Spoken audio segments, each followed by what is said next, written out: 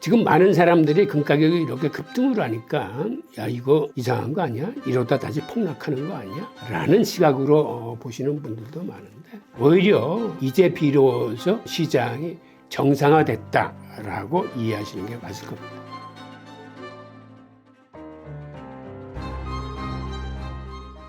안녕하세요, 홍익입니다. 오늘은 금에 대해서 한번 이야기를 해보겠습니다. 앞으로 금시장이 어떻게 움직일지, 그리고 그 과정에서 가격은 어느 정도 전망되는지를 보겠습니다. 금은 한마디로 통화의 거울입니다. 즉 통화가 남발돼서 통화 가치가 이 통화의 대체 자산인 금과 은의 가격은 올라가게 되어 있습니다. 그러면 의미에서 우리가 금 가격을 전망할 적에는 과연 시장의 통화가 어느 정도 많이 풀리고 있는지를 보는 게 지름길입니다. 지금 보시는 이 그래프가 2008년도 글로벌 금융위기 이후에 세계 4대 통화의 본원통화 발행액입니다. 이 빨간색 선이 달러고 맨 위에 청색이 유로하고 노란 황색이 위안하고 초록색이 일본의 엔화입니다. 지금 이 그래프를 들여다보면 이 4대 통화의 발행 총액이 한 25조 달러 정도 됩니다. 반면에 M2, 즉 광해 통화를 좀 들여다보면 올해 9월 달을 기준으로 세계 통화는 한 142조 달러 정도 됩니다. 그럼 4대 통화가 한 25조 달러였는데 광의의 통화로 오면서 즉 통화 승수가 한 4-5배 정도는 된다. 그리고 저거는 4개국 통화지만 이 글로벌 M2는 세계 각국의 모든 돈을 모아놓은 거기 때문에 직접적으로 통화 승수 관계를 따지기는 힘드는데 그래도 얼추 어림짐작해 보면 통화 승수가 한 4배 정도는 되지 않나 이런 생각입니다. 우리나라 통화 승수도 한 4배 정도 됩니다. 최근에 금시장을 어떻게 보냐는 질문을 제가 종종 받는데 결론부터 말씀드리자면 금 투자 전망은 밝은 편입니다. 왜 이 장의 투자 전망이 밝은지 지금부터 하나하나 좀 짚어보겠습니다. 우선 2008년도 금융위기 이후에 각국 중앙은행은 미국의 달러라는 게 이제는 완전히 믿기는 힘든 대상이 됐구나라고 생각하면서 이때서부터 그들의 외환보유에 미국 국채 대신 금을 다시 담기 시작했습니다. 중국이 공견하게 그들의 외환보유에 이제는 미국 국채를 담지 않고 금을 담겠다라고 선언한 적이 있어요. 그러다 보니까 미국의 헤지펀드조차 이제는 금이 대세구나 해서 금을 매집하게 이릅니다. 그런데 이런 중국이나 미국 헤지펀드들의 행위는 미국 정부가 가장 싫어하는, 두려워하는, 즉 한마디로 달러 시스템에 대한 도전으로 받아들여가지고 이거를 그냥 놔둬서는 안 되겠다라고 생각해서 금 가격을 심하게 옥죄기 시작합니다. 그러니까 금이 온스당 한 2,000달러를 돌파하게 되면 그때 어김없이 금 선물 시장의 규제를 가해서 금값을 눌렀습니다. 심한 경우 2,000달러까지 올랐던 금이 온수당 1,300, 1,400대까지 이렇게 눌림을 받았어요. 그러다 2020년 팬데믹 사태 같은 경우에는 정말 그때는 세계 각국의 돈을 엄청 풀었습니다.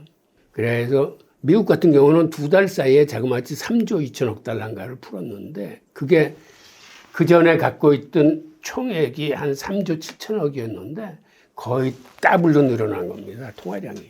그러면 당연히 금과 은값은 그에 비례해서 가격이 올라야 되는데 그런데 2020년에 금과 은 가격은 오히려 떨어졌어요. 즉 한마디로 미국 정부가 선물 시장에 개입을 해서 엄청나게 가격을 눌렀다는 것을 의미합니다.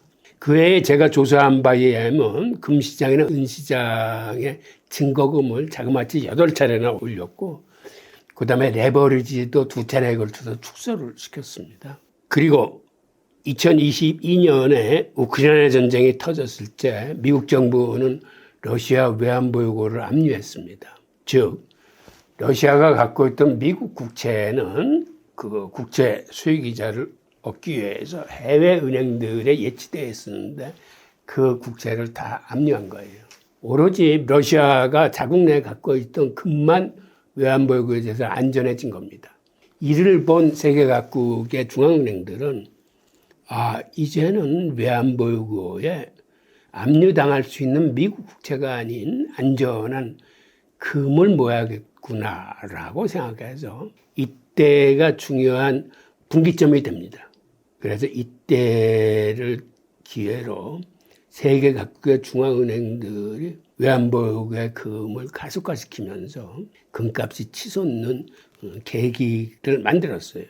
그러다가 최근에 우선 지난해 러시아 카자흐스탄에서 열린 브릭스 정상회의에서 그때 핵심 의제가 뭐였냐면 탈달러화가 핵심 의제입니다. 그래서 그들이 국제결제 시스템도 따로 만들고 금을 기반으로 한 무역통화도 만들고 등등 여러 가지 의견을 내놨습니다. 그리고 그 이후로 미국 선물 시장에서는 어떤 움직임이 있었냐면 이제는 선물 시장을 못 믿겠다라고 하는 분위기가 퍼지면서 마감일에 현물을 인도하는 요구가 급증했습니다.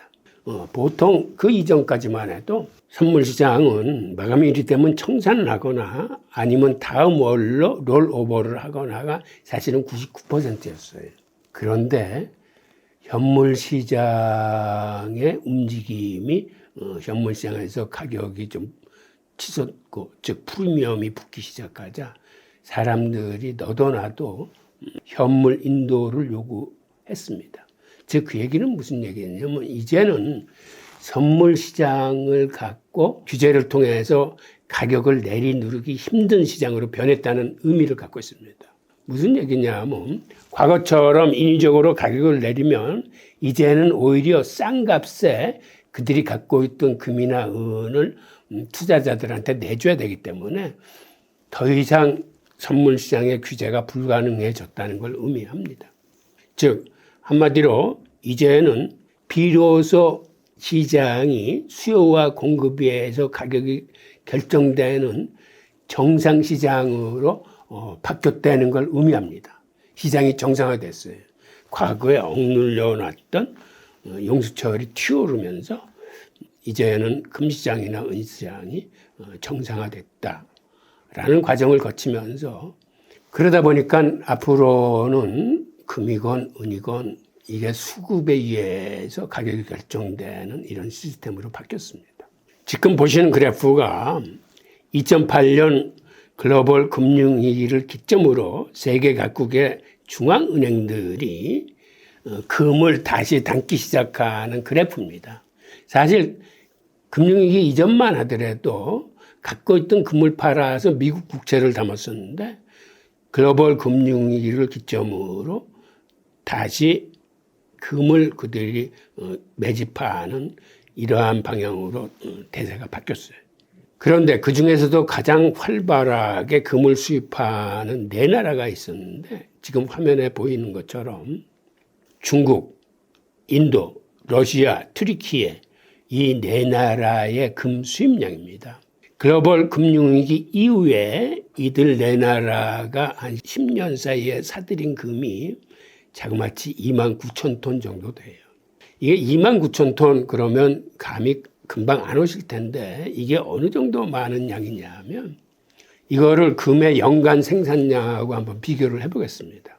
금이 현대 들어와서 채굴 기술이 발전하면서 지금 화면에서 보이는 것처럼 채굴량이 급속도로 늘어났습니다. 그래서 지금 이 그림에서 보면 2022년도 생산량이 한 3,100톤 정도로 늘어났어요. 그리고 지금은 한 3,400, 3,500톤 이 내외에서 지금 왔다 갔다 합니다. 즉 연간 생산량이 3,100톤이었는데 아까 본 그래프, 즉 브릭스 4개국의 10년 정도 사들인 금이 29,000톤입니다. 그러니까 한마디로 연간 생산량의 거의 90% 정도를 이 브릭스 4개국이 수입해 간 겁니다. 2020년 사태를 좀 들여다보겠습니다. 2020년에 팬데믹이 일어나서 시중에 돈이 엄청나게 풀렸습니다. 지금 왼쪽에 보이는 그래프가 이 시기에 풀린 4대 통화 그래프입니다. 그러니까 여기 보면은 2020년 팬데믹 시기에 수직 상승하면서 빨간색 달러, 청색 유로화, 초록색 엔화 등이 이렇게 풀렸고, 이때 중국은 도시봉쇄 정책을 쓰면서 돈은 풀지 않았어요. 그러다 보니까 이때까지만 해도 4대 통화 중에서 가장 통화 공급량이 많았는데 팬데믹을 거치면서 오히려 중국의 위안화가 4대 통화 중에서 가장 돈을 적게 푼 통화가 됐습니다. 그러다 보니까 팬데믹 이후에 다른 나라들은 인플레이션으로 고생을 많이 했는데 중국은 오히려 디플레이션이 일어날 정도로 통화 가치가 안정돼 있고, 그러다 보니까 지금 통화 정책에서 가장 폭이 넓은, 즉 경기 부양을 위해서 금리를 인하하고 지급 준비를 낮춰서 통화를 마음대로 풀 수 있는 나라가 지금 중국입니다. 자, 이 시기에 오른쪽 금 가격을 보겠습니다. 이렇게 돈을 많이 풀었으면 사실은 금 가격이 수직 상승해야 되는데 2020년 8월 달을 기점으로 올라가던 가격이 꺾이면서 가격이 계속 하락하는 모습을 볼 수 있습니다. 즉, 이 시기에 미국이 금과 은 선물 시장에 개시증거금, 유지증거금을 8차례 걸쳐서 규제를 가하면서 레버리지도 축소해가지고 특히 큰손들인 기관 투자자들이 이 시장에서 발을 빼고 비트코인 시장으로 옮기는 계기를 만들었습니다. 이거 제가 2020년에 관련 자료가 없어서 일일이 찾아서 이제 기록한 자료인데, 개시증거금만 해도 2해에 8번을 올려서 연초 대비 155%가 인상이 됐고, 유지증거금도 마찬가지로 155%가 인상이 됐습니다. 그리고 레버리지도 2번에 걸쳐서 이렇게 축소가 됐고, 그러다 보니까 기관 투자자들이 가장 애용하는 게 레버리지인데, 증거금은 증거금대로 올리고 레버리지는 레버리지로 축소하기 때문에 이때 기관 투자자들이 금시장에서 발을 빼고 비트코인으로 옮겨갑니다. 그래서 11월경서부터는 그간 동행성을 보였던 금 가격과 비트코인 가격이 완전히 디커플링이 되기 시작합니다. 즉, 비트코인은 계속 오르고 금 가격은 지금 화면에서 보이는 것처럼 11월 달서부터 계속 아래로 빠지고 있습니다. 또 하나의 중요한 계기는 우크라이나 전쟁입니다. 이때 미국이 러시아의 외환보유고를 압류하면서 이때 금 가격이 폭발적으로 상승을 하고, 그 다음에 미국 국채 가격은 이렇게 하락을 하게 됩니다. 원래는 국채 가격이나 금 가격이 화면에 보이는 것처럼 동행성을 가졌습니다. 즉, 그 얘기는 무슨 얘기냐면 국채 금리가 오르면 금 가격이 같이 오르는 겁니다. 국채 금리가 오른다는 건 금리가 떨어진다는 걸 의미해요. 그러니까 금은 속성상 시중 금리가 떨어지면 올라가게 돼 있어요. 근데 시중 금리가 오르면 금 가격은 떨어집니다. 이게 같이 이렇게 움직이다가 우크라이나 전쟁을 통해서 금 가격은 오르고 10년물 국채 가격은 떨어지는 이런 모습을 보이고 있습니다. 이 시기 이후에 이건 세계 각국의 중앙은행들이 금을 매입한 추이인데, 지금 밑에 보이는 분홍색, 핑크색이 세계 각국 중앙은행의 금 매입 추이입니다. 2022년서부터 과거와 다르게 과거보다 2배 이상 중앙은행들이 금을 매입하는 모습을 담고 있습니다.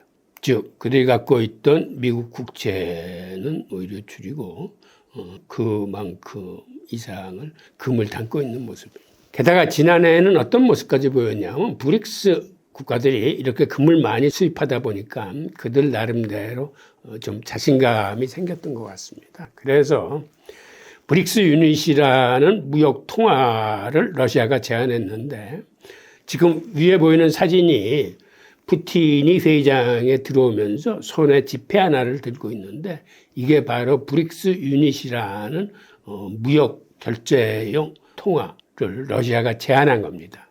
그런데 재밌는 거는 이 화폐는 실물을 담보로 한 화폐입니다. 즉, 금 40%와 브릭스 플러스 국가들의 통화 바스켓 60%를 기반으로 하는 근본이 디지털 화폐입니다. 그런데 이때는 인도가 반대해서 이 제안이 채택되지는 않았습니다.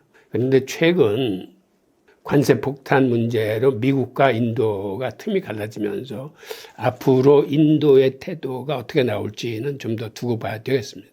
그다음에 또 하나는 세계 최대의 금 생산국이자 세계 최대의 금 수입국인 중국이 금 관리를 위한 4대 정책을 피고 있습니다. 이게 무슨 얘기냐면 중국의 금 채굴업자들은 금을 캐냈다고 해서 자기 마음대로 이걸 처분하지 못합니다. 전량 인민은행 산하의 금 거래소를 통해서 팔아야만 됩니다. 한마디로 인민은행과 정부가 금 유통의 흐름을 관리하겠다는 그런 얘기입니다. 그리고 원칙적으로 금의 해외 수출이 금지되어 있습니다. 그리고 그 실효성을 보장하기 위해서 상하이의 금 선물세가 미국의 금 선물세보다 약간 높게 형성되어 있습니다. 그는 개인이 가져나와서 팔면 오히려 손해보는 구조를 만들어 놨습니다. 그런데 최근 들어와서 아주 재밌는 현상이 금 시장에서 지금 발생하고 있습니다. 원래 선물 시장은 투자자가 현물을 요구하면 마감일에 현물을 인도해 주는 게 원칙입니다. 그런데 과거에는 그냥 마감일이 되면 청산하거나 아니면 다음 달이나 다음 차월물로 이렇게 이관하는 롤오버가 대세였습니다. 사실 투자자의 99% 이상이 대부분 이 방법을 택했습니다. 그런데 최근에는 사람들이 금 현물을 요구하기 시작했습니다. 그래서 이게 굉장히 급등하고 있어요. 지난해 5월 같은 경우에는 평소에 거의 10배에 달하는 인도 요구가 있었습니다. 이는 코맥스 역사에서 이제 전례 없는 규모인데 이러한 요구가 올해 들어와서 내내 지속되는 거예요. 그러다 보니까 어떤 일이 생겼냐 하면 과거에는 이렇게 많은 사람들이 요구하지 않았으니까 그렇게 많지 않은 금 보유고를 가지고 다 대응을 할 수 있었는데 이제는 이렇게 많은 사람들이 현물을 요구하다 보니까 코맥스에서는 런던 현물 시장에서 금을 비행기로 공수해 오기 시작했습니다. 그래서 올해 들어와서 한 280톤 이상의 금이 비행기로 뉴욕 코맥스 창고에 들어와서 이런 현물 인도 요구에 응하고 있습니다. 즉 한마디로 시장에서 현물 수요가 증가를 하면서 현물 시장에서 선물 시장 창고로 금이 이동하는 모습을 보였습니다. 그런데 이렇게 현물 선호가 증가를 하자 어떤 현상이 생겼냐면 백워데이션이라고, 백워데이션이 뭐냐면 현물 인도 요구가 많아지면 현물 가격이 미래의 선물 가격보다 높아지는 게 백워데이션입니다. 원래 선물 시장은 미래의 선물 가격이 대부분 현물 가격보다 높아요. 그러니까 앞으로 시간이 갈수록 가격이 올라갈 거다라고 생각하기 때문에 일반적으로는 선물 가격이 현물 가격보다 높게 형성이 됩니다. 이런 걸 콘탱고라고 불러요. 그러니까 콘탱고가 정상인데 백워데이션이 됐다는 거는 급작스럽게 현물 요구가 많이 늘어나서 현물 가격이 선물 가격보다 더 높아진 현상을 얘기합니다. 그러다 보니까 여기에 대응하기 위해서 코맥스가 런던 현물 시장에서 이제 비행기로 금을 공수해 와서 투자자들한테 이제 인도해 주는 거예요. 그러니까 이거는 어떤 걸 의미하냐면 이제는 금 시장에서 실물 확보 경쟁이 본격화됐다. 사람들이 실물을 더 선호한다. 이제는 현물이 시장을 주도하기 시작했다라는 걸 의미를 합니다. 자, 이 페이지는 베고데이션과 콘텐코에 대한 설명이니까 한번 읽어보시고요. 최근에 금가격 추이를 보면 2024년경서부터 금가격이 이제 고삐 풀려가지고 엄청나게 오르는 모습을 보실 수 있습니다. 과거에는 이게 2,000불을 돌파하려고 그러면은 미국 정부가 선물 시장을 규제해서 어김없이 금값을 억눌러 왔었는데 이때서부터는 미국이 가격 통제를 포기한 겁니다. 즉 한마디로 시장의 수요와 공급에 의해서 시장 가격이 형성되면서 그간 눌렸던 용수철이 튕겨오르는 그런 모습을 보이고 있습니다. 지금 많은 사람들이 금가격이 이렇게 급등을 하니까 야 이거 좀 이상한 거 아니야? 이러다 다시 폭락하는 거 아니야? 라는 시각으로 보시는 분들도 많은데 오히려 이제 비로소 시장이 정상화됐다라고 이해하시는 게 맞을 겁니다. 자, 이러한 여러 상황 속에서 최근에는 금시장이 구조적으로 변하고 있다라는 걸 이제 여러분들이 이해를 하셨을 거고 그렇다면 앞으로 금가격은 얼마 정도까지 오를 수 있느냐라는 데 이제 관심이 쏠리실 텐데 몇 기관들의 그 전망치를 한번 보겠습니다. 골드만삭스 같은 경우는 내년 말에 금가격이 한 4,900불까지 상승할 거다라는 전망을 내놨습니다. 도이체뱅크 같은 경우는 내년도 평균 금가격을 한 4,450달러 정도로 보고 변동 범위는 3,950달러서부터 4,950달러로 봤습니다. 그리고 시장 컨센서스, 즉 여러 기관의 전망을 종합해 보면 내년도에 금가격이 4,000달러에서 많이 오르면 5,300달러까지 오를 수 있다라고 여러 기관들이 종합을 해놨습니다. 그런데 그들이 이런 전망치를 내놓고 난 후에 또 다른 사건들이 생겼습니다. 무슨 얘기냐면 러시아가 내년부터 금괴 수출을 제한하겠다고 발표를 했어요. 그런데 이게 왜 중요한 뉴스냐면 러시아가 중국 다음에 세계 제2위의 금 생산국입니다. 그러한 금 생산국이 여태까지는 개인들이 원하면 혹은 채굴업자들이 원하면 이걸 해외에 팔 수 있었는데 단 우크라이나 전쟁이 터지고 나서는 미국이 주도해서 러시아 금을 사지 말자라는 운동을 펼쳤습니다. 그래서 우크라이나 전쟁 이후에는 사실 러시아 금의 수입이 어느 정도 제한돼 있었는데 최근에는 러시아에서부터 금이 바깥으로 많이 나가고 있는 상황입니다. 그러니까 미국의 제재를 피해서 우회 경로로 간다거나 브릭스 국가로 간다거나 하는 이런 양상을 보이고 있는데 이러한 그 러시아의 수출 제한이 왜 중요하냐면 현재도 생산이 2위 국가지만 러시아는 금 생산량 확대에 있어서 다른 나라들하고 상대가 안 될 정도로 이 채굴 속도가 굉장히 빠르게 진행되고 있는 나라입니다. 지금 화면에 보이는 그래프를 보면 세계 최대의 금 생산국인 중국의 경우 2010년도 생산이 351톤이었는데 지난해 생산이 380톤으로 한 8% 증가에 그쳤습니다. 반면에 러시아는 자그마치 이 10여 년 동안에 63%나 생산량이 증가했어요.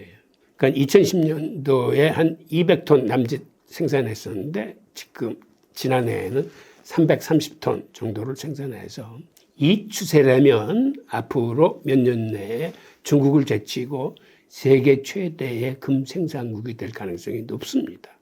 즉 이런 러시아가 금 수출을 제한하겠다고 나섰기 때문에 한마디로 서구 시장에서는 금 공급이 많이 줄어들 가능성이 있습니다. 러시아가 이렇게 금 수출을 낮춘 이면에는 사실은 두 가지 이유가 있는데 러시아가 무역 통화를 금을 기반으로 한 통화를 하자라고 제안한 이런 측면도 있고 또 하나는 러시아가 자본 유출을 굉장히 우려하고 있습니다. 그러니까 자본 유출이라는 게 루블화나 뭐 달러로 나가는 경우도 있겠지만 금을 통해서 이게 해외로 반출될 수 있기 때문에 일단은 통화를 관리하면서 동시에 금도 관리하겠다라고 한 이유가 있습니다.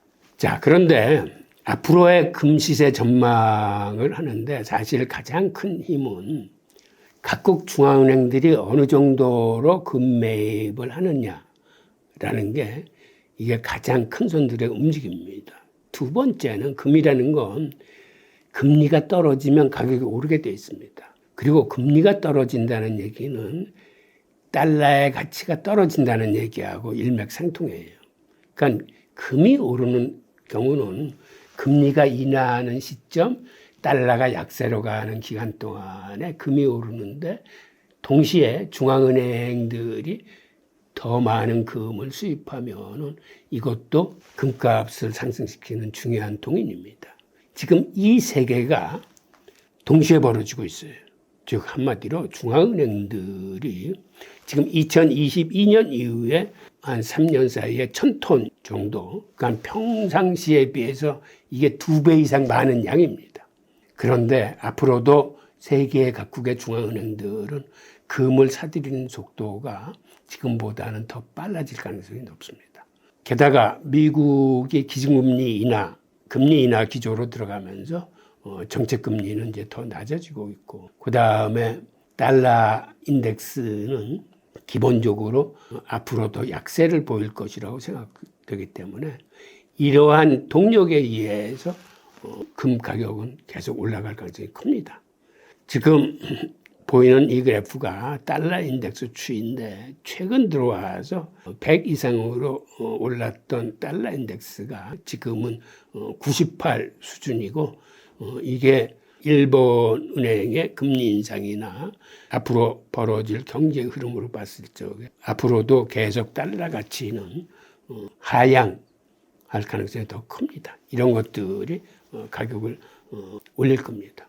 자, 여기까지 우리가 이제 금 시장의 전망을 알아봤는데, 지금 주요 기관들이 전망한 수치보다 그 이후에 벌어지고 있는 일들, 즉 러시아가 금 수출을 제한하기 시작했고, 그 다음에 중앙은행들이 금 매입을 더 많은 양을 수입하고 있고, 그 다음에 기본적인 기준금리 인하 기조로 연준이 들어갔고, 그 다음에 달러 인덱스가 지금 하락 구조로 가고 있기 때문에 그러한 기관들이 전망한 수치보다 오히려 금 상승 속도는 조금 더 빠를 수 있다라고 저는 이해를 하고 있습니다. 반면에 마지막으로 금 시장 가격 전망을 마무리하면서 오히려 이렇게 상승하는 금보다 더 높은 가능성을 보이는 게 은입니다. 은은 최근 들어와서 자그마치 연초 대비 108%를 급등을 했어요. 이게 12월 11일, 즉 63달러를 치고 올라갔을 때 자료니까, 지금은 어제 보니까 오히려 그보다 가격이 더 올라와서 64달러를 넘어섰던데, 앞으로 은 시장의 가격 추이는 금의 상승 속도보다 이쪽이 더 빠를 겁니다. 기본적으로 가격이 올라갈 때는 은 가격이 더 빨리 올라가요. 가격이 떨어질 때는 반대로 금이 떨어지는 속도보다 은 가격이 떨어지는 속도가 훨씬 빠릅니다. 그래서 은 투자를 하실 땐 이거를 꼭 유념하시고 조심하셔야 되는데, 기본적으로 금리 인하나 달러 약세, 통화 공급 남발 이럴 적에는 금이건 은이건 같이 상승을 합니다. 바로 지금의 시기를 나타내는 건데, 반대로 경기 침체가 들이닥쳐서 상황이 역전되면 그때는 은을 빨리 처분하셔야 돼요. 최근에 이렇게 은 가격이 오르는 이유는 인위적으로 그간 미국 정부가 선물 시장을 규제를 했었는데, 이제는 현물 인도 요구가 많아지면서 그들이 더 이상 누를 수 없다는 거하고, 그리고 최근까지도 JP모건이 은을 매집하면서 시세 조작을 통한 불법적인 수단으로 매입을 했는데, 이제는 JP모건도 더 이상 이렇게 시세 조작을 할 수 없게 됐습니다. 왜 그러냐 하면 현물 인도가 늘어나면서 이제는 시세 조작을 하면 싼 값에 은을 내줘야 돼요.